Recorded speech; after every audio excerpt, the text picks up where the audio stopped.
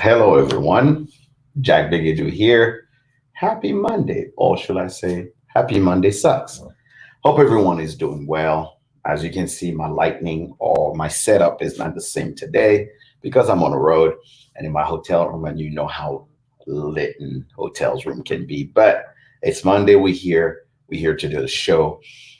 You guys know every Monday, nothing happened without the man, the myth, the legend, my man, Tim Man.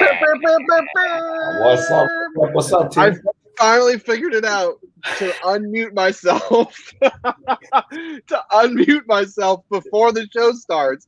I was like, I was all, Every I'm day. all hyping myself up, and then I look down in the corner. I'm like, shit, I'm still muted. So now I think I got it. It took me a year. It took me a year, but I got it. You got it. You got it. How you doing, bud? I'm good, man. I'm not as good as I want to be, but I feel like I'm taking the road to get where I need to be with my family, Okay. and it's much needed. I had some rude awakenings this week, but it needed to happen. It needed to happen. I needed to switch my focus You know, it's and make my family a part of what I'm doing. That's the biggest thing. I posted this week on Instagram that we all are suffering of something. So just be kind. And Yeah. the main reason why is, yeah, I had a rough last week as well. So, but you see everybody, they keep a smile on. Everything is great. You know, everything is woo woo woo woo. But truly, somewhere everybody's dealing with something, and the least you can do is be kind. Yeah, agreed. So yeah, compassion, understanding, and love goes a long ways. It's something that I need to remind myself on a regular basis to Absolutely. not just talk about and preach here, but also carry on to my personal life as well. So yeah, like I said, rude awakening for me this week, but we're getting it. We're getting it. We're moving forward. That's the most important. We have a Yeah. guest today. We do. I'm really excited about this. My apologies across the board to our guest and to you, because I legitimately thought everybody had the information in front of them. They didn't. Mhm. And I woke up today and said, "Oh shit." So thankful to you, thankful to our guest. Our guest is super chill. You were super chill about it. So yeah, let's definitely get him in here and Yes, talk yes, about some whiskey. absolutely. Before we do that, if you're following us right now, before we bring our guest on, if you're following us right now, if you're on Facebook, YouTube, on IG, you know what? Before even I know, we'll go on IG when our guests leave. Okay. If we have a guest today, make sure when if you're watching it on YouTube or on Facebook, share with your whiskey group. Make sure you bring Please, them please, on, please. and let's make sure that we are having a good time right now. We share with all our friends and all the people that love whiskey and would love to hear more. Our guest is, I mean, world renowned. So trust me, if You you don't want, want to be. uh, You want to get your friends here. yeah, if you want to hear about whiskey, this is the guy that you want to hear. If you want to hear about bourbon, this is the guy you want to hear from.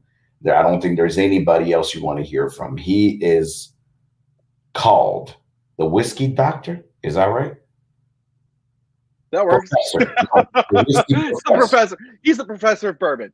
Correct, professor of bourbon. So if you want, class is gonna be in session. So if you want to know anything or anything about anything in the bourbon community and Yeah. a lot about bonded stuff, Yup. Yup. this is the man you want to talk to. So if you're watching the show now and you don't know this person, if you're new into bourbon and you don't know this person, ladies and gentlemen, let me remind you that you need to know the name Bernie Lubbers. Please welcome Mr. Lubbers. There he is. Hey.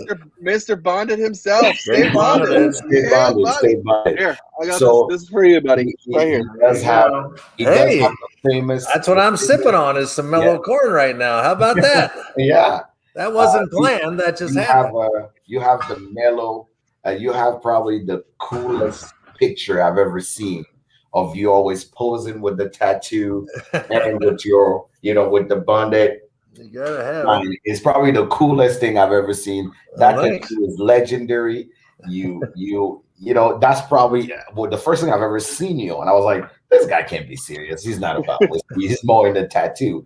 And then I'm reading the article. I'm like, oh, I'm reading about a legend. So, the professor of bourbon, welcome to the show. This is Monday Sucks. How are you doing?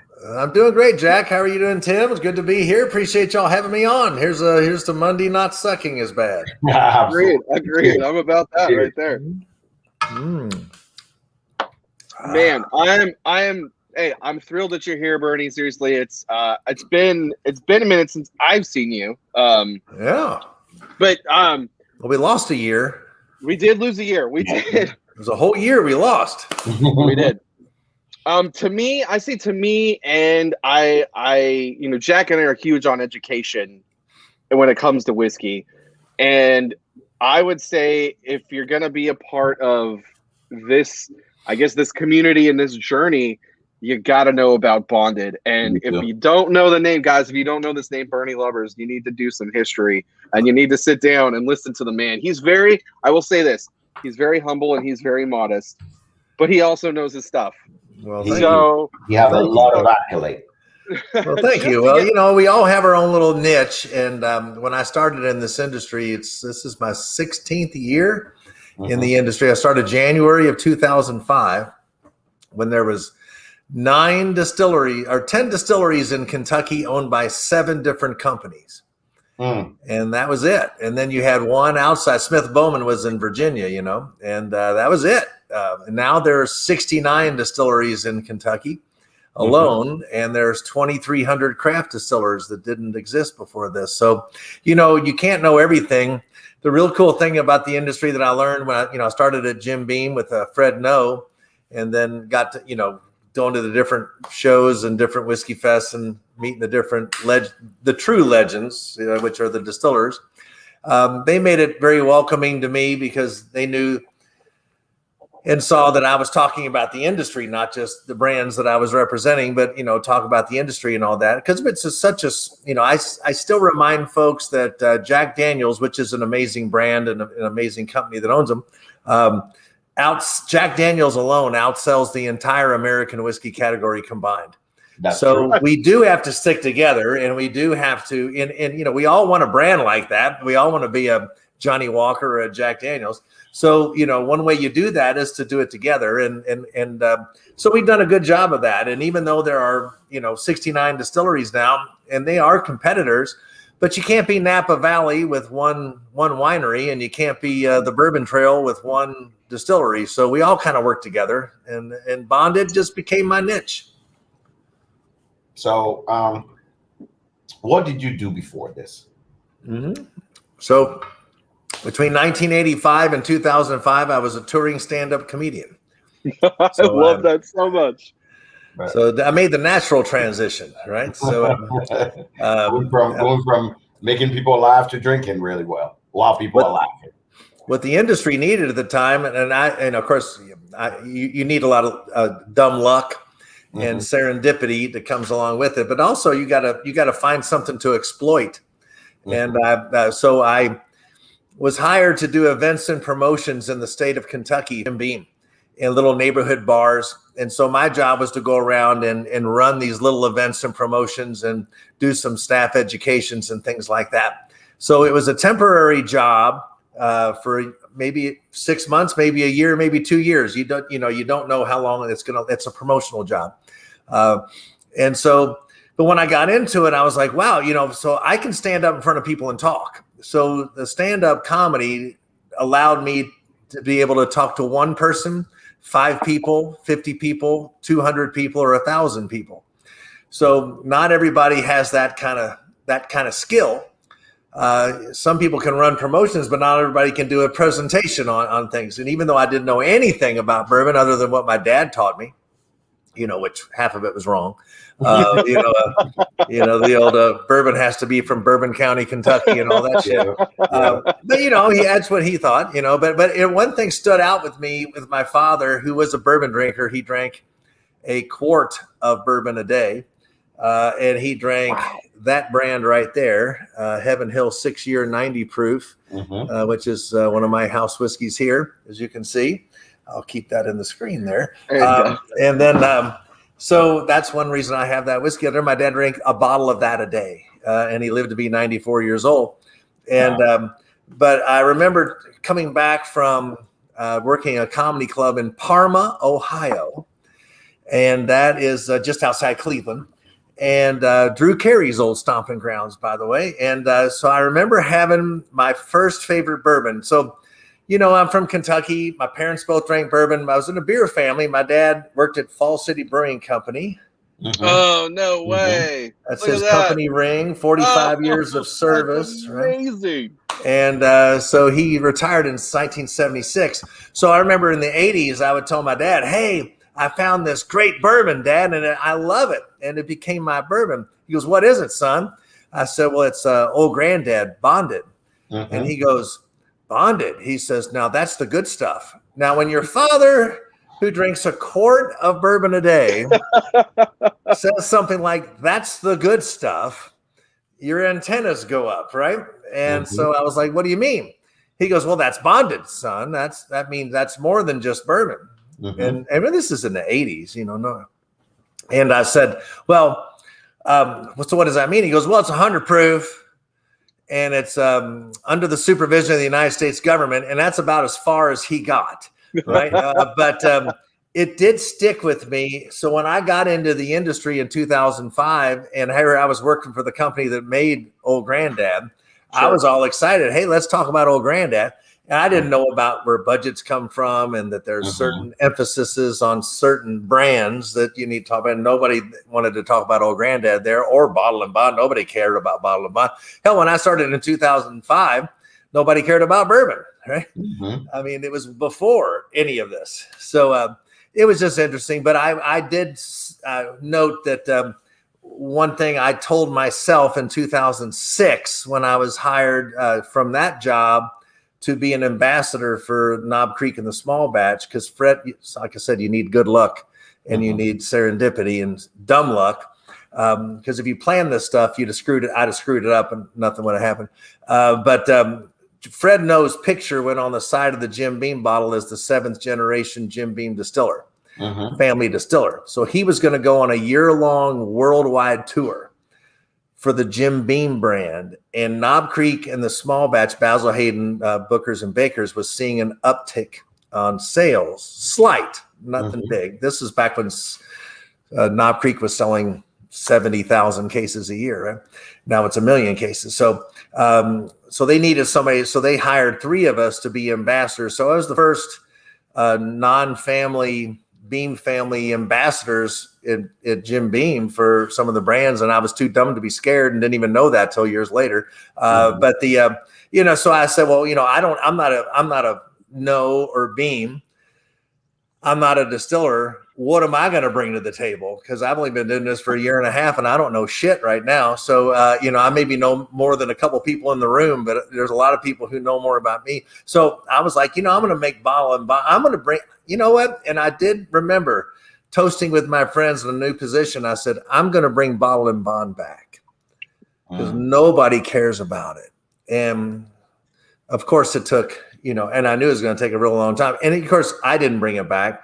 Everybody brought it back. So I might have planted some seeds, but it's never one person. It's never one thing. It is always it's a perpetual ongoing thing. And the more I tell the story, the more other people tell stories and things like that. So, maybe I'm a catalyst, but it's back. I think it's back. Don't you all? It is back. It is back. Agreed. Absolutely. There is a lot of, people make a big deal now out of, the Bonded Act Day. A lot of people are really proud to show off their bonded bottle. Absolutely. We hold events March 3rd every year for Bottle and Bond when it was passed in 1897, the first consumer protection legislation in the history of the United States. 9 years before we cared about the safe labeling of our food and the Pure Food and Drug Act. We cared more about the first quality of our whiskey, baby.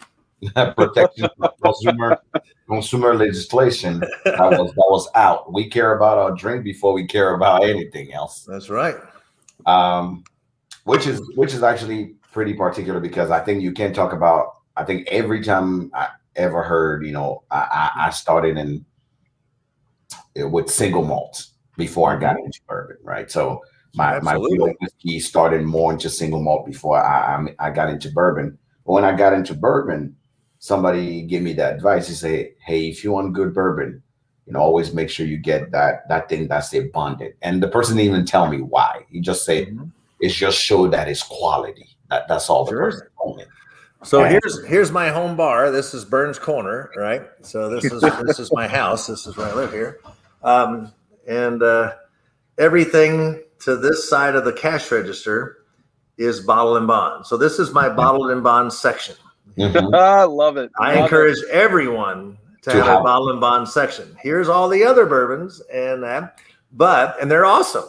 I'm not saying these are better. I'm just saying I'm highlighting these because out of 2,300 craft distillers and 10 major distillers, that's a lot, right? What if everybody makes two labels of American whiskey? We're talking about 5,000 brands. Yes. So you're telling out of 5,000 brands, there's only this much of something in the world, and everybody's chasing Blantons and Pappy and Parkers and Barrel Proof. Everybody's chasing those unicorns, right? Don't start with Blanton. Everybody's chasing. Why don't you pick up something you can get?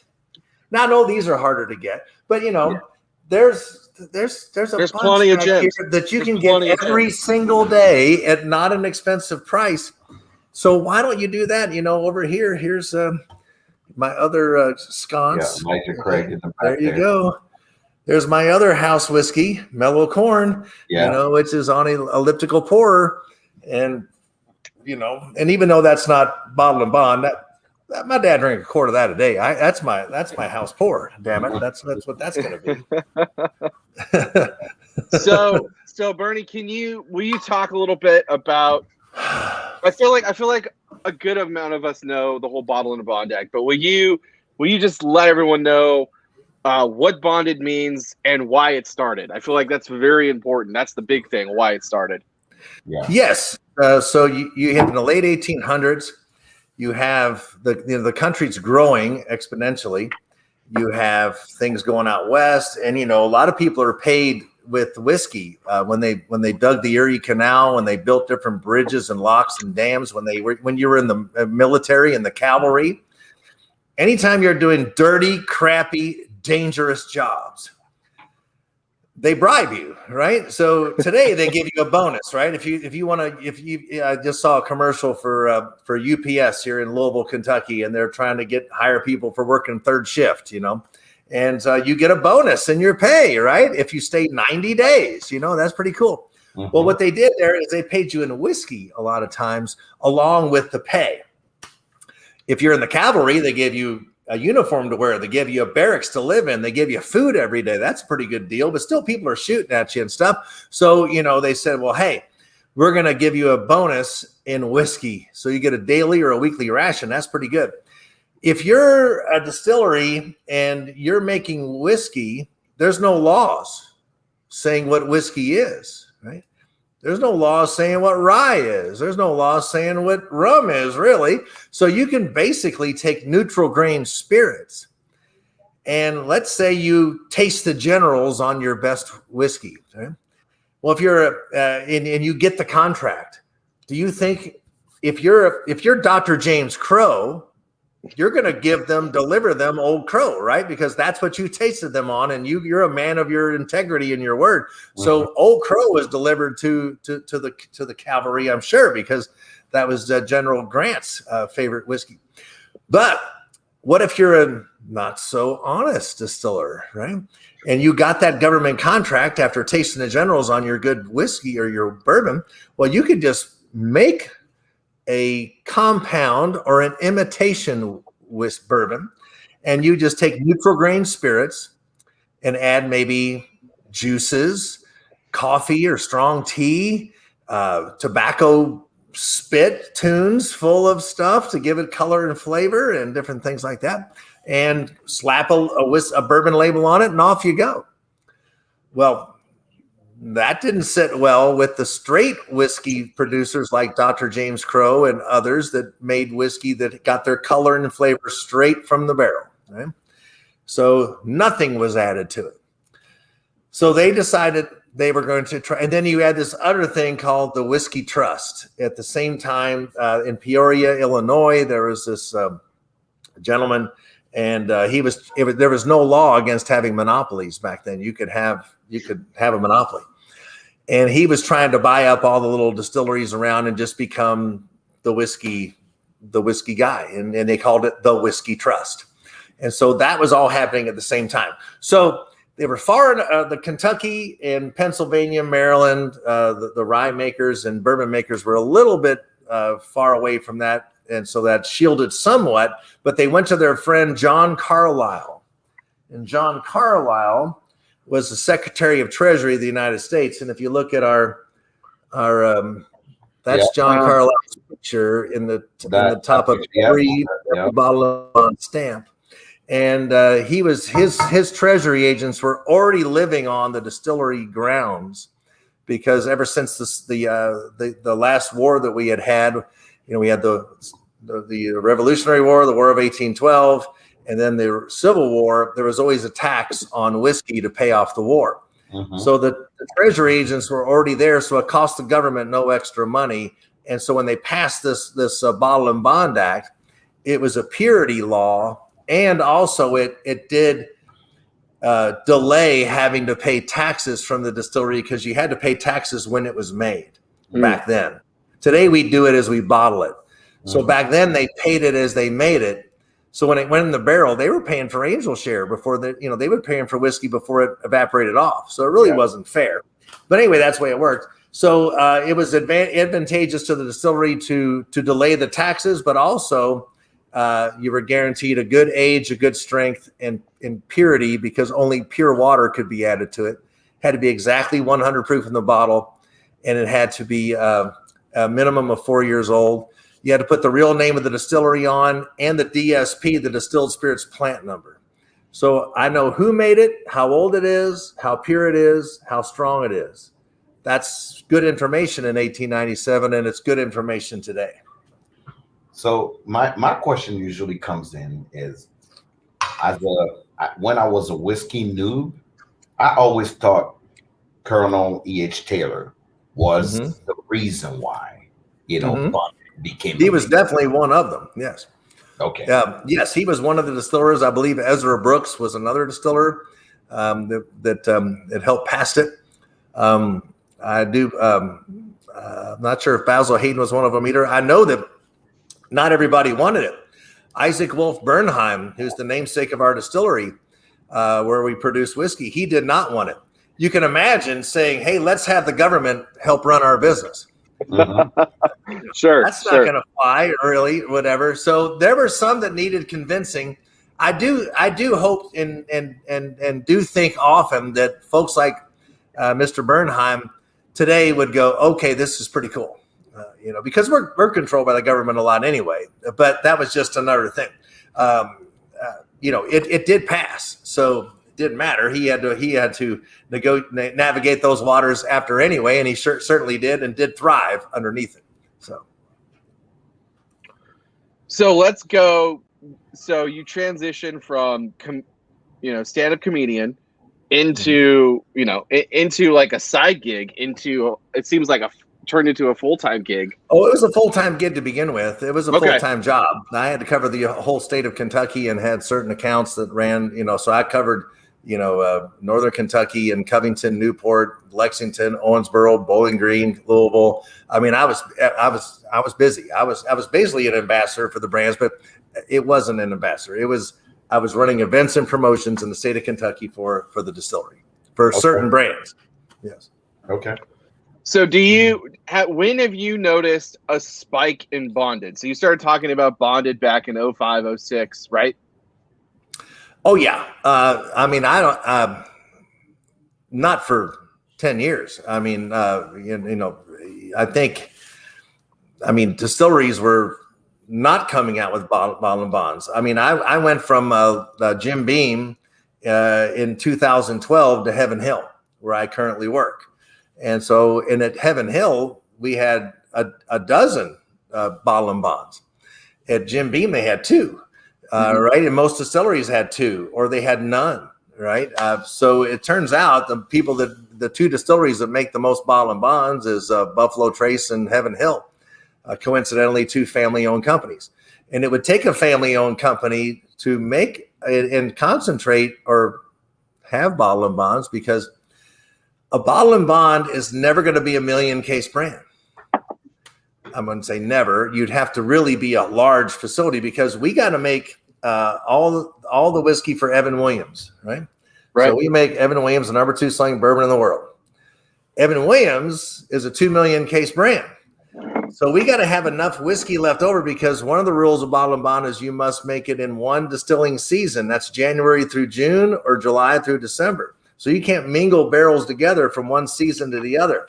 That's one reason why you see brands like Knob Creek, which is a 9-year-old product and 100 proof and from one distillery, but it's a million case brand. And so they can't really, you know, it's very, the seasons are going to cross over a little bit. And even though it probably does somewhat, you know, could be a bottle and bond, they don't want to be in a situation where they don't have any Knob Creek on a shelf for three weeks because they're waiting for stuff from the last season. Sure. Right. So it makes sense. Yeah, it's a quality product, and it probably is, but that's how hard it is to be bottle and bond. You got to pass all the laws, not just 9 out of the 10. You got to pass them all. And so you don't find it's not easy to be a bottle and bond. And so what I did find is that there were in like 2014, there were a lot of different applications under the TTB for people bringing bottle and bonds at. Mm-hmm. And I believe that was about 3 or 4 years after a lot of craft distillers started. And I think a lot of craft distillers saw that bottle and bond was a way to separate yourself as a craft distiller from your craft competitors. Hey, we've got 4-year-old stuff, and you've got 6-month-old stuff, or a year or 2-year-old stuff, or 36-month. We've got bottle and bond. So when Wilderness Trail came out, and the first thing they ever came out with was a bottle and bond. New Riff came out with bottle and bond offerings, was unheard of coming out with these things. And I'm so excited to see that not only major distillers like Jim Beam finally came out with Old Overholt being bottle and bond again. You know, and at Heaven Hill we had Rittenhouse Rye, but when I first brought up to the brand managers at Jim Beam, we should have Old Overholt bottle and bond and Old Crow bottle and bond, they look at me like I had 3 heads, right? I was like, why would we do that? You know, you can't grow that brand. That brand's capped just by the restrictions. And they didn't even know the restrictions and the laws. They didn't even know what bottle and bond was, basically. But after they learned that, they're like, well, why in the world will we ever do that? You know, so, you know, brand teams and brand managers have had to educate themselves on these nuances, because when were there podcasts, you know, for bourbons and stuff? That didn't happen 10 years ago. You know, we first saw an uptick in about 2006, obviously, when I was hired on as the first ambassador for Knob Creek. Then when 2008, we really started kind of seeing an uptick. These aren't big upticks, by the way. These are going from 70 to 80,000 cases a year, 90,000 cases a year. No, this is Jack Daniels is a 17 million or so case brand, you know, so these are small. But when you're looking at a bourbon that's $30 a bottle instead of one that's $12 a bottle, there's more profit in that $30 a bottle, right? Even though you've had to age. I still blows my mind how expensive it is to make whiskey and age whiskey. But, you know, you get more money. So, that's when it really started. And then I really started seeing in 2012 or so, or right around there, you know, at these whiskey fests, I started noticing 2011, 2012, every time I go to New York, San Francisco, and Chicago at the Whiskey Advocates Whiskey Fest, that first VIP hour everybody ran past the bourbon tables to go get the latest, 18-year-old Ardbeg or 25-year-old Lafroig, or they wanted that single malt, right? That would definitely be me. So they were passing up the Parkers and passing up the Pappy Van Winkle and passing up in that first hour. Around 2012, we started noticing people coming to our table wanting the latest Parkers release, knowing that we had 18-year-old Elijah Craig, or there was some there was E.H. Taylor, or there was the antique collection waiting in line for that VIP. I started noticing that. And also that was about the same time at liquor stores where single malts were becoming $70, $80, $90, $100 a bottle. And right next door, there's a bottle of Elijah Craig, 12-year-old for $23. And there's a bottle of Booker's for $49. So you really started seeing, Scotch didn't price themselves out. Correct. But it certainly made whiskey drinkers say, wow, I don't know if I can drink a $100 bottle every day. Correct. But I can certainly add in these great bourbons along with my Scotches, because Jack, you like both, right? And still do. And that's the craziest thing is that my word did not really open up till I actually went to the store. I tell this story that I went to the store as I was getting more educated. I saw this white label bottle sitting right there for $14.99, and it was a liter bottle. And I said, "What's going on here?" And I look at it and it say Evan Williams Bottle and Bond. There you go, baby. And I go, okay. And right there, he's showing it. I pick it up and I go, okay, this cannot be this awesome. It cannot. It just can't. Because mind you, I started with Woodford and, got into, moved from Woodford and got into, I believe it was Elijah. No, I did Woodford. Then I moved into Elijah Craig. Then I did never had any. I didn't even have any Heaven Hill product. I did the Black things. Then I did the Buffalo Trace, and so it was just something that the store clerk is like, "Oh, you want good bourbon? Just get that one." So I just picked it up, $14.99, and I'm like, "Okay, this just can't be that good." Mind you, that week I'm on the chat with Black Bourbon Society. Yeah. And they are talking about bottles that you can pick up that are underrated. And the first 20 people posted was Evan Williams Bottle and Bond. Right. That group, especially that brand, is one of their favorites. Somebody wrote right after that, "Guys, stop it. No one needs to know this. The price is gonna go up." And I'm like, okay. So I literally bought this bottle, never opened it, just set it there because the guy said so. Then I take the bottle, I open, I pour this bottle. It was just an evening, and I have a sip, and I go, wait a minute. What is going on over here? Needless to say, 7 or 8 years later, I hold, I think 3 or 4 liters of this thing that I keep in the bag. It's one of those bottles that if I have to be on a deserted island, I definitely hold one with me to travel with. And every time a new bourbon person walks into me and want to ask a question about bourbon, I say, do not use the word blendings, and make sure you actually start with this bottle here and then come back and talk to me. We will talk after you try this and like this. So it's been that's how I've been introduced to Bottle and Bond. So obviously I moved from there to E.H. Taylor Bottle and Bond, obviously, absolutely, Old Fitz. Then right back Heaven, what there was one other brand that you introduced me to. See, no, Old Overholt. I got that Granddad. Old Granddad. Old Granddad and Barton. Oh, VOB. Yeah. Baby. VOB. Very old Barton bonded. And Tim is the one who told me. I thought because I never saw the bonded, and Tim is the one who told me you probably need back when you can get the 6-year-old when it was 6-year-old. Yep. Yeah, right. Yeah. So obviously is one of those things where if you're new into and we are very big on education here. If you're new in the bourbon community and you don't know about bonded, affordable bourbon, you are totally missing out on just good stuff. Yeah.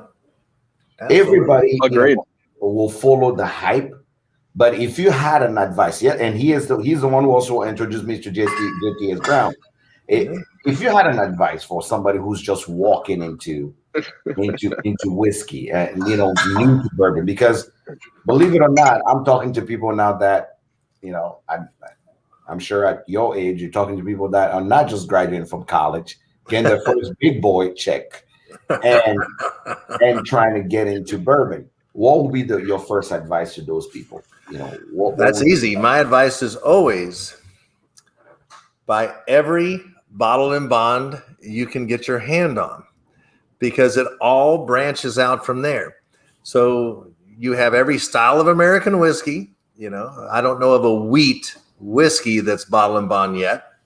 And I've been trying to make our Bernheim a bottle and bond product. But anyway, so we've got Mellow Corn, which is a bottle and bond corn whiskey. We've got Rittenhouse Rye, which is a bottle and bond rye whiskey, and we've got Evan Williams, which is a bottle and bond bourbon whiskey. Then you've got Old Grandad, which is a bottle and bond high rye bourbon there, and then you've got all the different companies. So you've got an Old Overholt, which is bottle and bond. Then you've got the very old Bartons, and you have not every distillery, but most distilleries have a bottle and bond.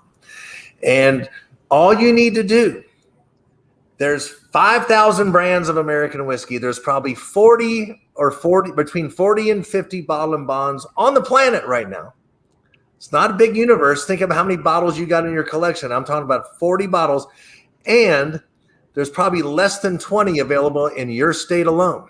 Mm-hmm. So if you buy 16 to 20 of something, you've got your own bottle and bond section, and it represents every style or most every styles of American whiskey. You can branch out from there. So if you like Old Grandad, and I call them barber poles, right? Because I need a haircut right now. So when I go anywhere in the country and I see a barber pole, I know I can get my haircut, right? So I see a barber pole. So that Old Grandad, to me, if I like Old Grandad, tells me I like kind of a more spicy, high rye recipe. So that very old Barton's going to speak to me too, right? Because that's a high rye bourbon. You've got those ryes, the Rittenhouse and Old Overholt are going to talk to me a little bit, because even it's more rye, but still it's going to talk to me a little more. If you like that Evan Williams bottle and bond, and boy, sure, everybody does. That's a traditional rye recipe. So I'm going to like the Old Foresters of the world. I'm going to like Old Forester's a high rye bourbon too, for that matter. But I'm going to like a traditional bourbon recipe of other distilleries. So that's how I look at things, is just like I look at wines, and I'm not a wine connoisseur, but I know I like Pinot Noirs. Mm-hmm. I'm not a beer, even though my dad was in the beer business. I'm not a beer educated guy, but I love Pilsners and Kolsch. I can go to the snobbiest beer place in the world, and it can have those weird names, hop slam hop, this, all kinds of stuff, but if it says Pilsner at the end, damn it, that's one for me, right? That's when you get it. That's all I got to know, and I'm going to like it. So find out what you like and why you like it. And then you can build out, but it all emanates from bottle and bonds. And then if you have your own bottle and bond collection, keep those separate and say, this is my bottle and bond collection. And it's pretty damn cool to have that, right? And then you can start getting all the other bourbons from the bottle and bonds. How about that? That is probably the best advice you can receive. And this is from our man, Bernie Lubbers. If you haven't learned anything from Monday Sucks, this totally is probably one of the greatest advice I've ever. Even you know what, Jack? A lot of people say, well, I've never seen Mellow Corn, or I've never seen JTS Brown. You know what I tell them? Because you're always looking up. Look down. You gotta look down. Right? You gotta look down. That is true. So here's my metaphor. Those are the bottom shelf beauties. You gotta look down. So here's my metaphor. I say, you're always looking up because you want to grab gold dust. Mm-hmm. And there's nothing wrong with that. If you see a great bottle the brands you just mentioned, Blanton's and E.H. Taylor and the Antique Collection and Parker's and whatever, and they'll never make the shelf anymore. But they're, sometimes you see some up there and there's gold dust. Always grab it. Mm-hmm. But you're standing on bricks of gold to reach the gold dust. Mm-hmm. Don't forget that after you put that gold dust in your cart to pick up the brick of gold. Right? Because you just usually put it back on the shelf or don't even pay attention to it. Pick it up. It's another $15. You just grabbed a $300 bottle, Mm-hmm. $15 more, and why not grab one more, right?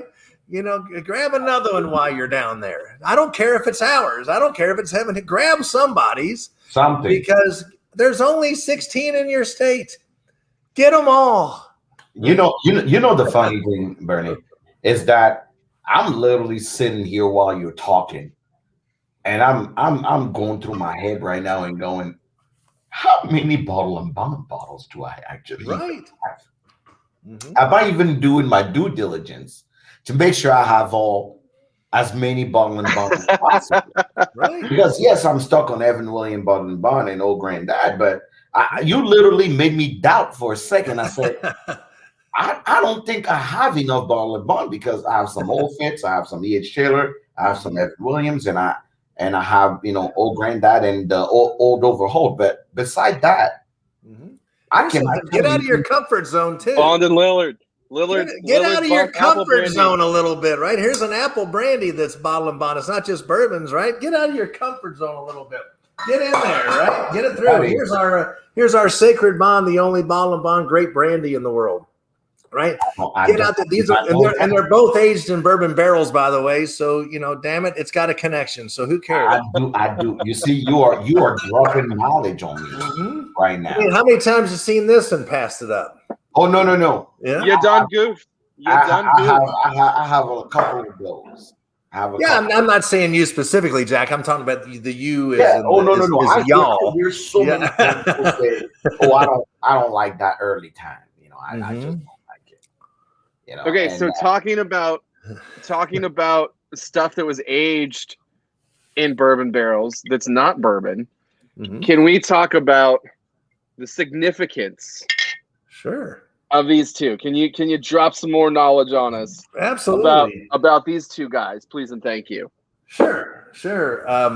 So you're talking about basically, and if you stick up a Rittenhouse there with it, so those three bottles specifically, to me, is the best whiskey flight you can give to your friends, or sitting in a bar. Order a flight of those, or just at your house. Taste people. It brings so much alive. So here you have three different styles of American whiskey. You have corn whiskey, bourbon whiskey, and rye whiskey. Those two brands right there. The mellow corn is 80% corn, and the Evan Williams is 78% corn. So it's very close. The mellow corn is 8% rye, and in the Evan Williams, it's 10%. So you're only talking about a very, very little change in recipe, because corn whiskey has to be at least 80% rye corn to be a corn whiskey. Then the big law is you must age it. If you age it, it must be aged in a used charred barrel, or a brand new uncharred barrel. And if you do that, the science allows the corn flavor to always be in that. If you age it in a brand new charred barrel, like Evan Williams is, over the first year or two, the corn flavor becomes neutral in that brand new charred barrel. So most whiskeys of the world, just like the single malts that Jack likes and different scotches, those are all aged in a once-used, majority of them are aged in a once-used 90. barrel. The percentage you're looking for is 93. 93% of all of them are aged in ex-bourbon cask. So this brings alive the difference between a used barrel and a brand new barrel. What does that do, right? And so what a great illustration of that. Plus, then you have, they're both 4 years old and they're both 100 proof. So you're not tasting a 3-year-old whiskey against a 4-year-old whiskey. You're not tasting an 80 proof whiskey against a 100 proof whiskey. They're all 4 years old and all 100 proof. So it's apples to oranges, right? So now I can taste the mellow corn in the bourbon and I can taste them as a novice, and I can articulate to you what corn whiskey tastes like and how it's different than a bourbon whiskey. And I can also articulate to you what the difference between a used barrel and a brand new barrel just did to the same distillate. Wow. Right? Yeah. I mean, that's out there. Then you throw in the Rittenhouse rye. It could be Old Overholt too. I'm just using our brands because that's why Max Shapiro pays me, right? And then that's the same 3 grains: rye, corn, and barley. Rye, corn, and barley. And now it's a different recipe. It's 51% rye instead of 10% rye. It's both brand new barrels. It's 35% corn instead of 78% corn, right? It's 14% malted barley instead of 12. So I can taste exactly and articulate what the difference between a bourbon whiskey and a rye whiskey, both in brand new charred barrels. So in less than a few minutes time, in a flight that's not that expensive, I now can tell you about 3 styles of American whiskey and tell you all about them, and it brings it alive so well. What a great flight. I love it. I love it. This is why you're here, to spread the good news, man. Well, you know, so many times people do comparative tastings, and it's not, you can't compare a 4-year-old against a 6-year-old. You can't compare a 86 proof against 100 proof. But I can certainly compare 4-year-old against 4-year-old and 100 proof against 100 proof. They're right there. Sure. So we know you are the professor of the bonded movement, right? The bonded movement. I like the bonded movement. I like that. That almost sounds like a traveling band from the 1960s. Ed Sullivan would bring out the bonded movement. I am Jack, and I'm part of the bonded movement. But the one thing I would say is, what if there was no bonded whiskey, right? Mm-hmm. And Bernie had to drink a whiskey. What will be your go-to? And it cannot be the people that are paying you. One whiskey that you would take with you. I know you were gonna go to it, but I'm gonna make it challenging. Well, that's okay. I've had favorite whiskeys, and you know, the one of my favorite whiskeys. It's not, of course, Knob Creek's always one of my favorites, just because I was on that brand for 7 years, and you can still, I would joke, you can still lick my arm and taste Knob Creek. But that's 100 proof, and that's 9 years old, so that's damn near. That's one reason why Henry McKenna is my favorite whiskey that Heaven Hill makes, because it was 10 years old 100 proof, 9 years old 100 proof, 10 years old 100 proof, pretty close. Right. And that's before anybody was drinking Henry McKenna. Yeah. And people would just not even pay attention to it because it was too cheap, and who cares? But anyway, I like that Old Granddad 114. I think that's one of the most underrated bourbons out there, and it got overlooked for so many years. I just think it's just it's one of those bartender handshakes where you can walk up and to any bar, and if you glance up, you don't ask for it unless you see it, right? You don't want to be that guy. Do you have this? But if I see it, I'll go. Bernie, stop talking about me. But if I see it out of the corner of my eye and whatever, I'll say, hey, how about some of that? I'll have Old Granddad 114 neat, and they'll go, oh, nice. You just get a little, hey, not everybody knows about that one. It's more like you get a. I know you know. Right. And of course, that we call it a bartender's handshake, and that's what mellow corn is for me when I walk into a place. My favorite thing to do is to order a mellow corn Paloma when I'm at a cocktail bar. And so it's just grapefruit soda and lime. And instead of using tequila, you use mellow corn, and it's amazing. It doesn't work in every tequila recipe, but it damn sure works in that one. But I like Wild Turkey. I love what Eddie and Jimmy do just because they're Eddie and Jimmy, and love what just love their whole story. And so if I'm drinking something off brand, you're speaking Tim's language.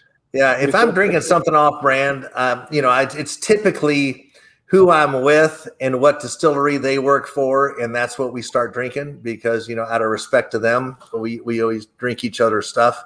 and when we're around each other. And I tell you what, I love those little, I don't know, like you said, the very old Bartons of the world. I love that. I love the, that old Granddad 114, everything else that most people are chasing those unicorns. And I just want to grab what's around, Yeah. What's around and what's available and what's readily available. I mean, it's no fun. Being disappointed all the time. Yeah. What a way to live, right? That's also one of those things. You've been in the industry for quite some time, so I'm gonna ask you what I like to call a tickling question. Yeah. Matter of fact, I'm gonna have some of this just because you all. Nice. There you go. Wow. I don't know that one. Well, that was Old Tub back in the day, but there was another brand called Old Bourbon Hollow. Bernie, and a great story behind this, but this is for my buddy Fred and Freddie No, and this is for Booker No, because that's what that was for him. What circa I have to tell you that we do not use the word old tub in this show. It's been forbidden, but you get a pass today. Okay. If you come back, we do not talk about old tub on this show. No worries. Well, this is a brand that was made by Jim Beam. Yep. And they stopped making that brand. I can't say now. Mm-hmm. And they said, well, we stopped. And Booker was pissed, and he says, well, that's what I drank at home. And they said, well, nobody drank it. He says, well, damn it, I drank it. So, so he said, well, you make it in this brand. Now you put it, you put that 4-year-old 100 proof, Ballon in here. So they carried this in Bardstown just for Booker No for many years. And they stopped making this years ago. So this was just for Booker so that he could have his Ballon whiskey, right? I haven't had this in years. So here's to Fred, Freddie, and Booker. Cheers. Mm-hmm. I love those labels that they're so ugly. They're cute, kind of like a bulldog, Mm-hmm. Mm-hmm. I don't like the fancy labels. I like them old labels. Because you've been here 10 years or more, I have to ask you, mm-hmm. what is a new thing? What is a trend currently that you've seen in the whiskey industry that just grinds your gear? Because you seem like a very happy guy. I can see that your spirit is pretty high, and of course you're very funny. But what is that one thing that you walk in as Bernie Lubbers and you go, why are you guys doing this? Why is everybody doing this? What did this? So here's something you should stop doing if you're doing it. Don't paste pictures and go, picked it up for $40. Any thoughts? That's a good one. That's a good one. Stop doing that. Oh my God. So just why don't you roll the dice and spend $40 and you open it up and you taste it and you tell us what you think about it, whether it's good or bad. I don't care. You're just posting stuff to say I got it for $40, right? That's a good so in one. General, stop posting pictures and saying thoughts. Open your whiskey and drink it, right? You already bought any thoughts? Stuff, so why? Like you literally already purchased it. Because I'm like myself. I'm like, are we open it in French? Open it. Yeah, in French they always say. I think it's the same expression in English, but don't put the carriage before the horse. Yes. Or the horse before the carriage. The horse before the carriage before the horse. Because people be like thoughts, and I'm sitting there going, why do we care? You already bought it. So is it good? Is it bad? Doesn't matter. You already bought. Mm-hmm. So that's a good one. That's a good one, Bernie. I think that actually beat what I was thinking about. What you were gonna say. That's a good one. You truly nailed that one. All of you guys on Facebook, YouTube and Facebook group especially is where I see that more often. It's like, just pick this bottle up, Todd. at the end of the day, though, in the industry, you have to feel the passion coming out of people, and it's still a good thing, right? Yes. I mean, people are passionate about it. And it could be novices in it that are trying to go, hey, did I do good or did I pay too much? I mean, I don't know, but I think most of that's just like, look, I got this for $40 and you didn't, so screw you. Right. But anyway, that's okay too. No, we didn't have these kind of rabid fans in 2005 when I started, so it's all kind of still great.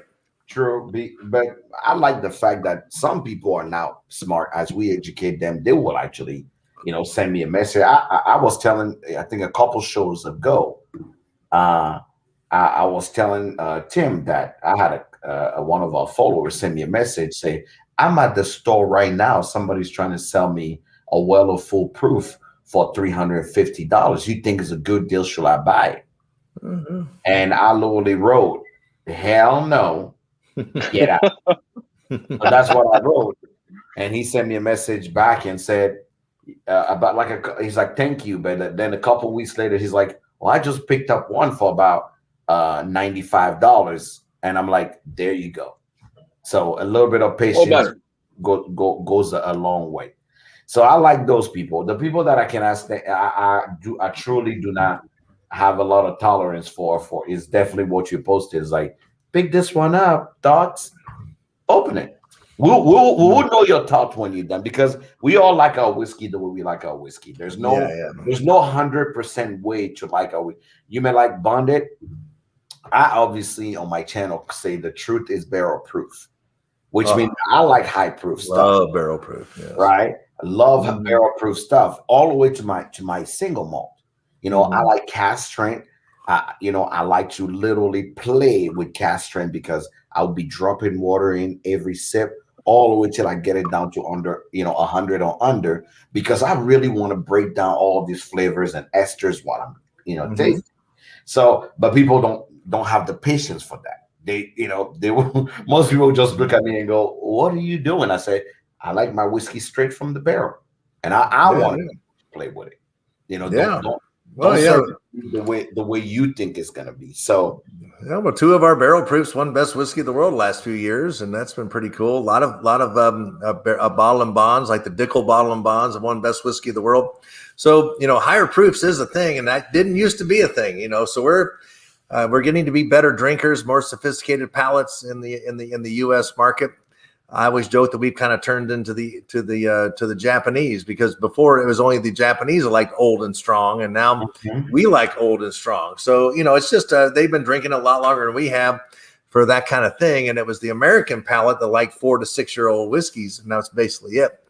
So it's whiskey was so overlooked for so long. It's just amazing we're still around. Max Shapiro says, our owner and president, and we should have gone to the great liquor store in the sky years ago, but people have come to us, and thank God all the distilleries are investing in the industry and ramping up their productions and getting more stuff out there. So I think we're still just at the beginning of this bell curve of this interest in American whiskey. It's still going with the amount of youth, the amount of people that are coming to us, the amount of people, the interest that we see in the people always coming to ask advice on how whiskey is going. Because actually, when I started, online, a year or less, a year and some ago, I'm like, oh, no one is probably going to listen to me because everybody have done it. Been there, done it already, got the t-shirt. The craziest thing is the amount of people that always reach out to me and go, I never knew this. I'm still learning. So I think the consumer base is still growing. Newcomers are still walking in every day trying to learn something or get something. So we are not at the top yet, or at the apogee, like they say in French, of this bourbon empire or whiskey empire. People still want to climb that hill and try to. Absolutely. Yeah, we just reopened our new visitors center that we remodeled and invested $20 million into in Bardstown. Wow. and that is, because I don't think we've seen I think we're in the infancy of bourbon tourism. Wow. Okay. And that's the one thing I want to hear from you. Tell us a little bit about. I mean, your name doesn't come out without Heaven Hill being next to it. Tell us a little bit of your relationship with Heaven Hill. Well, I've been with Heaven Hill since 2012, and it's a great company to work for and work with. It's a family-owned, family-operated company, and so when I drove down to the new opening last Friday night, I went to one of the owner's house, and he drove me down there. That's kind of tells you all about it right there. Hey, you want to ride down with me? Yeah, I'll ride down with you. Whatever. They're not in some lofty tower or anything. They're just real people, and it's a great family, great company to work for. We're a large company. I call Heaven Hill the Reno, Nevada of distilleries because.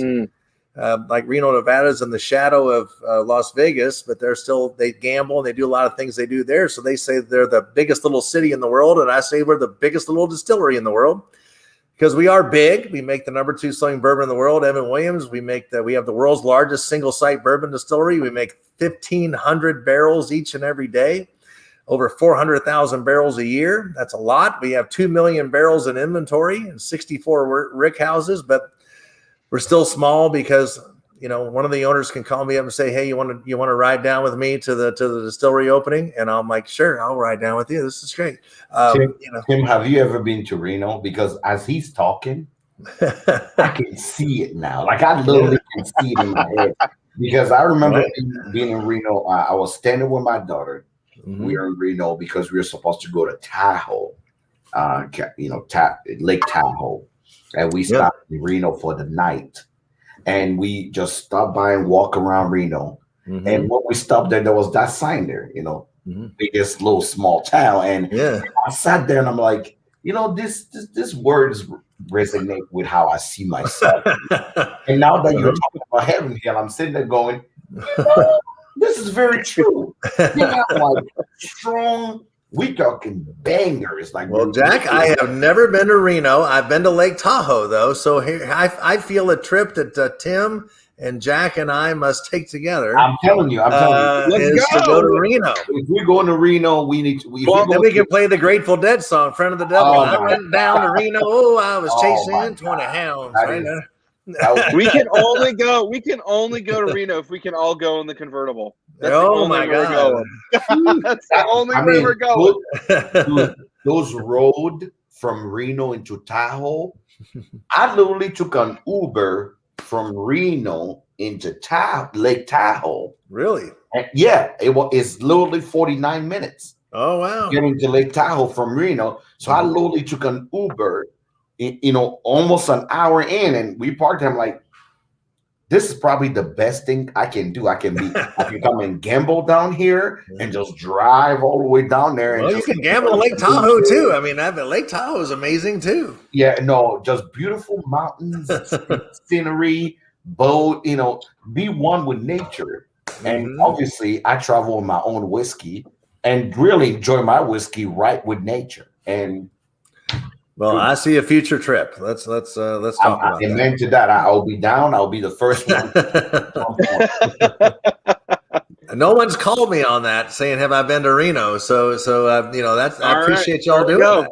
There you go. Reno, I've been there. I spent a whole 24 hours in Reno, and I will tell you right now, is a must see.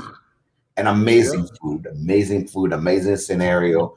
And I like to play a little baccarat table every now and then. Oh, there you go. You're like James Bond then, a little baccarat. The funny thing is, I actually graduated from a science field. Originally, I wanted to be, according to my dad, I was supposed to be a doctor. So baccarat is all about, statistics, and that's the only gambling I've ever done. And people are like, well, you don't want to play roulette, I'm like, nah, that's too complicated. Baccarat is simple. Well, I like rolling craps, so that's my game is craps. I remember I'm a blackjack guy. There you go. I can play them all. Well, you teach us baccarat. I'll teach you craps. We'll do blackjack. We may come out. We may come out actually with more. a whiskey budget than we need. There you go. And if we only have $15 left, we can buy a damn good bottle of Bond bourbon too. You know what? Amen to that, brother. So you cannot come on Monday Sucks. Before we let you go, you cannot come on Monday Sucks without answering one of our major questions on Monday Sucks. The major question on Monday Sucks. Any guest that comes on Monday Sucks have to answer this. Okay. It could be from your parents, life experience, life coach, guru, anybody that you follow. You cannot come on Monday Sucks without giving advice that does not suck. So if you, Bernie, had an advice to anyone that does not suck, that one advice that you want someone to know today, what would it be? I say, I get a lot of people who ask me, how do I get a job like yours? Right? And it's great, because it's a great job. It's a great career. But I think you can equate it to any career in any field. So it's always, how do you get that dream job? How do I get that? And I think it's pretty easy. And the reason I say that is that anybody that I've given this advice to and has taken it, it's worked for them. So it's only a couple people, because people don't usually follow your advice. So there's one thing. So I tell people, let's just say for this business, but it works for any field, because they're all ponds, right? It's not an ocean. There's the medical field, there's the bourbon field, there's the music field. Just go to everything. Okay, go to every whiskey show you can. Go to every distillery event that you can. Go to every distributor tasting and whatever. If there's an ambassador in town, go see them. Go to everything involved with that, with the bourbon world, so to speak. When Jimmy Russell and Eddie Russell come to town, go see him. When Bruce Russell comes to town, go see him. When Bernie Lubbers comes to town, go see him. Right? When everybody comes in, when Beth Burrows is given a tasting, go see her, go talk to her, go introduce yourself to her, because we're all looking for people to interview. And when you go to everything, all you want to do is show up on a short list. Like, who do we need to talk to for this job? We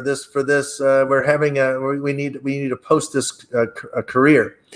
Well, you might show up and you might be third, fourth, fifth person on the list, because you're at everything. Who's that one guy? Who's that one girl? She shows up everywhere. Let's talk to her. Let's get her in here, right? Because we're all looking for good people. Well, then it's up to you. You got to do the interview. You got to have the resume. You got to take it from there. But I don't think it's that hard to get on a short list, because if you show up everywhere, certainly that's going to stand out. And there's a lot of us out there looking for people. And so there's my advice. You heard it here from Mr. Bernie himself. Mr. Lubbers said, go to every event that involves your industry that you can. Show up so you can get the opportunity. No one can get an opportunity if they don't show up. That is truly an advice that does not suck. That is truly an advice that does not suck. I truly would say, I sat here and I'm like, you know what? He's right. And Tim, I'm sure you agree that he's right. 100%. I never even thought about that, because I go to a lot of places, and when I post about it, people will be like, "Oh, how did you show up there?" And I'm like, it's called. I just went.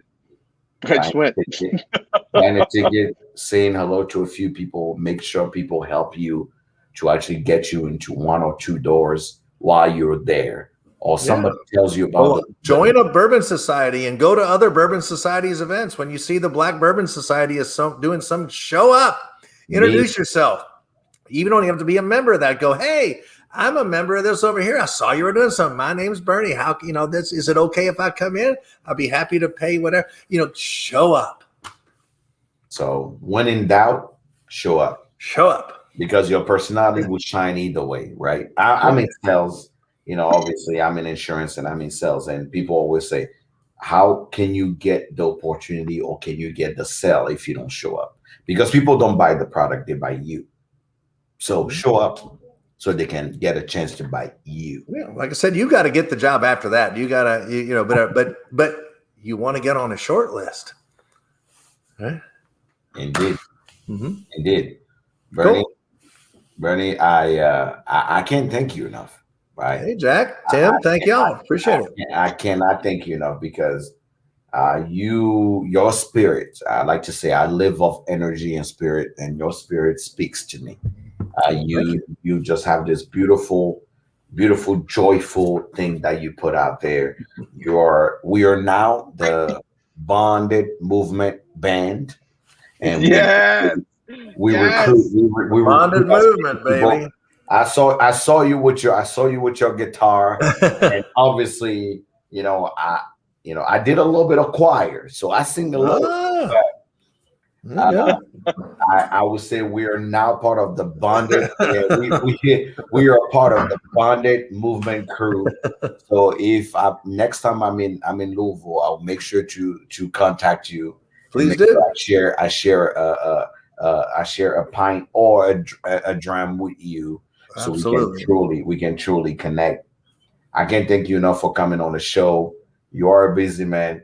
This shows who you are, because for somebody who, when I Google your name, showed up in more articles that I can count of, you take your time to come here and really show us that you are still a regular human being and you are still here to embrace us little people. I like to say us little people instead of upcoming people. It takes a village, man, and it's appreciate y'all having me on, and thanks for your passion and your spirit, and thanks for spreading the word of Bottle and Bond. Stay bonded, everybody. We are gonna push the bonded movement. I don't know if we are gonna be an R&B group, a folks group, but we will make this thing happen next year. Next year in March, when we are talking about Bundle and Bond, I will be tagging you, calling you, and say, please do. Bundle and Bond movement boys are here, and I need you to actually follow us. Well, next Bottle and Bond month is September, National Bourbon Heritage Month, and that's another great month with Bourbon Festival being there. So thank you all very much. We are going to be on. It may be an R&B group or a folks group. You'll be part of it. We are the Bottle and Bond movement. We are making it happen. Sounds good to me, Jack. Appreciate it. Any last word from you, Tim? Stay bonded. There you go. Bernie, thank you so much for being here. I appreciate you. My pleasure. You're welcome here anytime. If there's anything we can do to help you, any project you're working on, we would love to actually hear it. You're welcome here anytime. There you go. We'll keep doing what you're doing. We appreciate it. Thank you so much, and we appreciate you coming on. Cheers. You have a good one. Cheers, man. Stay bonded. Yeah. Look at you. Woo! We had Bernie on. Can you believe it? Damn, that was fun. We just now truly did something out of the ordinary, and quickly, if you want to get out, Bernie, you're free to actually just log off and you'll be fine. The show is gonna go on for a little bit, so you're fine. Bernie. You can log off, or you can stay and hang out, however you want to do it. Just wanted to make sure that truly he's a legend. He's walking his way into the. I heard about him before even I met the man, and I think the article don't even do him justice. It doesn't. He's a dude. He's a dude that you have to meet in person, or you have to have some kind of interaction with. I think that's like my third or fourth interaction that I've had with him. I try to, anytime I see him pop up somewhere, like an interview or a podcast, I try to listen to it. I mean, every time I either hang out with him or listen to him, I learn something new. And so he is full of knowledge. I am like I said, he's super humble and modest. I am full-heartedly believing that we would not have. I mean, I have one. Think 2, 3, about the 4, amount 5, of people, 7, 8, the 9, amount of 10. people I that have he rubbed elbows with. I have 10 bottled bourbons just sitting on my desk. Okay, and they're not even all Heaven Hill. I cannot see that. I cannot see that being a thing as it is now, if it wasn't for him and how much passion that he has struck into everyone and let them know that we need to be drinking bottled whiskey and why we need to be drinking bottled whiskey and why it's so good. So, yeah, I think we have to arrange to have him back in September when absolutely. the Ike is coming on. I'm sure everybody will want to talk to him, but I'll be sure if we're gonna do something, we're probably gonna do a live. It's gonna walk on. We'll have just a live walk on. Yeah, show live. Just walk on him and go, hey, we're here. We're here. We're just gonna call it now, dude. Let's just speak it out there. That's when come September, Jack and I are gonna have a booth, and it's gonna be a live walk on. You come, you get on the show, and we talk about whiskey, and then you go with your bottling bond. You come on with your bottling bond, and you tell us why you love it. You know what? Yeah, the September show. I'm thinking of the place where we can do this. We can get people in, announce it ahead of time, and truly have this show where people can just come on and we just have a good time, because we already tested a live show. We know how it work. We know how it's gonna work. I'm looking. I'm sure you got plenty of phone calls. I got plenty of phone calls, texts, and personal handshakes said you're doing it the right way. People I didn't even know ran into me and they said, "Hey, saw your live show." I was like, "Our show's always live." He said, "No. Saw your show at the distillery. Mm-hmm. You're doing it the right way." And I said, "Okay." So yeah, that's where I'm gonna say the future of this show is at some point it's gonna evolve out of a show, right? Yeah. But right now, that's gonna be the future of this show is location and having this whole this really relaxed off the cuff just hang out that we're having here with everybody. We're gonna have in person, and everyone's also gonna be able to experience it, virtually as well. That's virtually and in person. And in person. Yeah, in person. Because truly I want more people involved. I'm hoping that Monday sucks. I think if we can do it, I'm pretty sure we're in July, August. Our September show, according to my calendar, will be live. And I'm trying to get us to partner with a place where people can just walk in and it's set there, and we have people just come on and say, hey, sit in the middle, talk to us, because you guys are the reason why we're here. You guys are the reason we do this. And truly, I want all our followers from Louisville, Kentucky, close to us, Lexington and whatnot, to just come to one place, and we're just gonna have a blast. Right? Just agreed. So I'm truly looking forward to it. It's gonna be fun stuff, man. Yes. It's funny. Is today when I woke up, I'll be honest. As much as you actually were apologizing about the show, I did not want to do the show. Really? I was just tired because I had a whole, I was something actually very interesting that people don't know about me. When I was in college, the way I made money in the weekend is actually I'm an ordained minister. So that's right. I can actually marry people. I can marry people. Second, I can MC weddings. Mm-hmm. And I know a lot of DJs. So what I used to do in college is that I will marry you. I'm also a notary. I can notarize your shit. You're a one-stop shop. That was literally literally what I did on a weekend. That's your hustle. That was your hustle. I am still an ordained minister from the Universal Church of the Internet. I'm still a notary and that. But this weekend, I don't do that anymore because I'm a big boy now. But when my friends are getting married, they usually reach out to me like, okay, no one knows us better than you. You need to, you definitely need Sure. to, so I MC a wedding this weekend. Then I had a conference to be at all day. Then from there, I had to drive all the way back to Minneapolis to do my job as an insurance agent. And then tomorrow, I'm driving back another 6 hour back home. So it's like today, I was like, you know what? It's Is Jack talking from a cell? No, I'm in the hotel room right now, and That's your new name, dude. The Minister of Barrel Proof. That's yeah, fucking sketchy. that is a good name. That's what That's I'm a gonna really say. good name. Next time I'm married, like this, literally in 2020, last year, what I did is my sister, my business partner was getting married, and they're like, "We looking for someone to marry." I say, "Oh, I can marry you." She's like, "What are you talking about?" I said, "No, I can marry you. I can legally marry you." He's like, "Are you serious?" I'm like, "Yeah."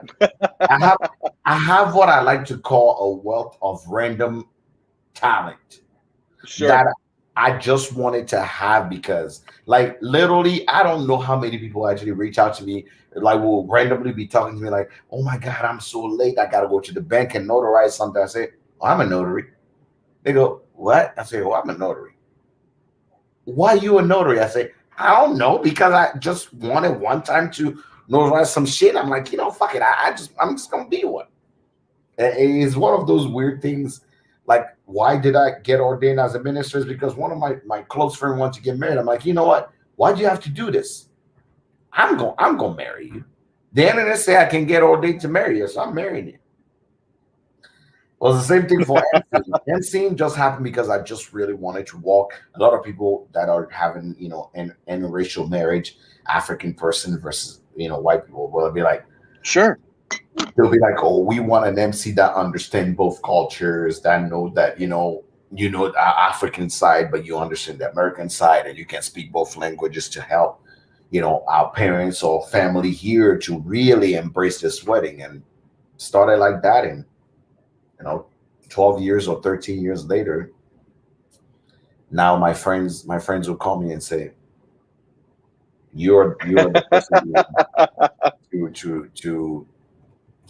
to MC our wedding. So random things that I know. And of course, now, not that I haven't MC a wedding in a while, but this weekend I realized how many people watch my stuff because I was at the MC. And then, when the music is playing, people are dancing, everybody sees me and they go, "Yeah, the whiskey guy, you're the whiskey guy." And I'm like, "Ah." You're like, oh fuck. These people That's probably like think I'm it's out like here hustling everybody. like the equivalent of like when Kevin Bacon goes to if Kevin Bacon's at a wedding, he pays off the DJ so he won't play the song so he doesn't have to do the fucking To do it, dance. to do it. Yes. It's one of those. We're like, look, buddy, Don't do it. here's 200 bucks. Don't you dare. Don't Don't you dare you do want it. 300? Here's 3. Don't fucking play the Don't song. don't you No. don't you do it. Don't do it. We're not doing it, okay? We're not going to No. Oh No. God. Oh God, we're not doing it. But beside that, buddy, this Monday I don't have a lot to say.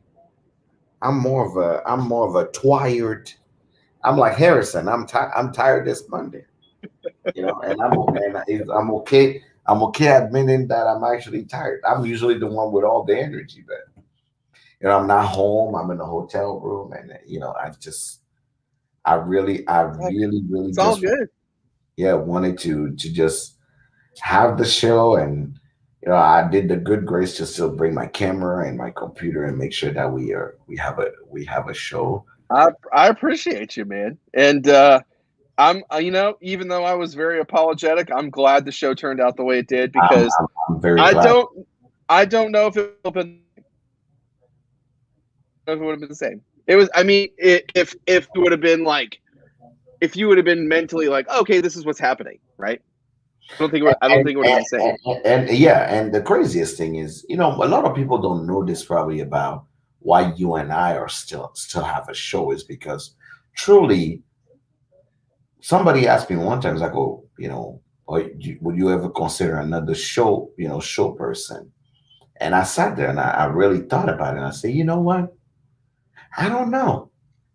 I really don't think so because Tim and I work. And it's hard to find somebody that works because I'm truly strong-headed. I'm very opinionated. And we know like that couple where one person is like rah, rah, rah, rah, rah, and the other person is like, come down here. And then when you are up, when you are going up like rah, rah, rah, I'm like, come back. No. So because we work that way, for me, it's like, you know what, you want somebody that will lift you up when you're down and they're high energy, but you also want that person where it can have that high energy when you don't have enough to give. Sure. And that's really it. That's really it. I would say that's the biggest reason why this show works the way that it does. Because you guys think we prepare shit, but I will tell you right now, no shade to Tim, but I literally have to text him like, dude, are we talking about something or are we just talking? We start this shit by talking. So if we talking about something, is because we either plan to talk about something and we have no pre-show ritual. It's just him. Look, I will show you this. I planned our calendar out 2 months ago, and I sent this email, went out. Look, I'll let you see the title. Mr. Lubbers, this went out 5/26/21. So I planned this all out, and I thought that I had everything confirmed. I thought you were confirmed. I thought he was confirmed. And I woke up this morning and I went, oh, shit. I was like, I'm pretty sure I forgot to send some emails. I'm like, and I was like laying there. Shit. And Rebecca's like, you okay? I was like, yeah. I think I got some work to do. So, I get up with Harrison and everything, and I'm checking, and I'm like, shit. He's shit. Right. Matt, you truly have to probably you know what? I don't know why I know Matt and I can't stay in fancy hotel. Matt, I'm gonna text you so you can actually hook me up with fancy hotel, because this room look gray as hell. Like, this is the place where if you ever actually depressed, this room is gonna get you there. It's as gray as it comes. But buddy, man, an hour and 30 minutes in. This was a great show. We did really well. We want to thank every one of y'all for watching. If you're watching the recast, this Monday Sucks. I'm Jack Bigadoo. I'm always here on the Instagram at Hood Somebody. You can also find me on YouTube, Hood Somebody. New content dropping. I got like six video ready to drop, reviews and things that are going to drop soon. My video guy finally worked on my shit and is ready to put out there some whiskey reviews and some part 2 of bourbon that you missed while you were in quarantine is also going to drop. So a lot of new content is going to come out. You can find me on Instagram, YouTube, and our podcast, community podcast, The Truth is Barrel Proof. My email is there. If you want to send me a review, make sure you send me a review. But I'm here. I'm here for you guys. I'm here for the people. Tim, tell the people where they can find you. Absolutely. The good old Instagram, Single Barrel Snob, singlebarrelsnob.com. If you are local to Louisville, I got something in the works. A Thursday night banger. It's coming up. Keep your eyes peeled. Keep your ears peeled, because come the 22nd of July, some stuff's going to start flying off the hinges, and you're going to want to be a part of it. So stick around. And like Jack says all the time, we're huge on education. If you have questions, if you want to know something, if you think it's the dumbest thing ever, screw it. Send us a message anyway. Send one to Jack, send one to me, send one to both of us. Get in touch with us. Ask your questions, because this wouldn't exist if you all didn't exist, right? And so we want to educate you, and in turn, like, we're educating you, we're also educating ourselves, because we're learning stuff every single day. Every single day we're learning new stuff. So please reach out, get a hold of us. We want to be here for you, because you're always here for us, because this show would not still be going a year strong if it wasn't for all you. So we want to give back to all you as much as you have given to us. You mean seriously, all of you watching right now live and watching this recast, you all mean the world to us. So thank you so much. Please reach out. Please contact us. We want to know you. We want to talk with you. We want to hang out with you. We want to have a drink with you. Because This, that, and other. one day we are gonna have a Monday Sucks family reunion, and we hoping a lot of brands will probably sponsor it, and we get all of you beautiful bastard to come here, and we'll do it in Kentucky or anywhere, Tennessee or whatever. We're gonna have a good old time. Just stick with us. Trust me, just stick with us. And your future will be bright. Guys, Agreed. It's been a beautiful show. His name is Tim. I'm Jack. His name is Jack. And thank you all for being with us. And we'll see you next Monday. Cheers, dudes. Cheers.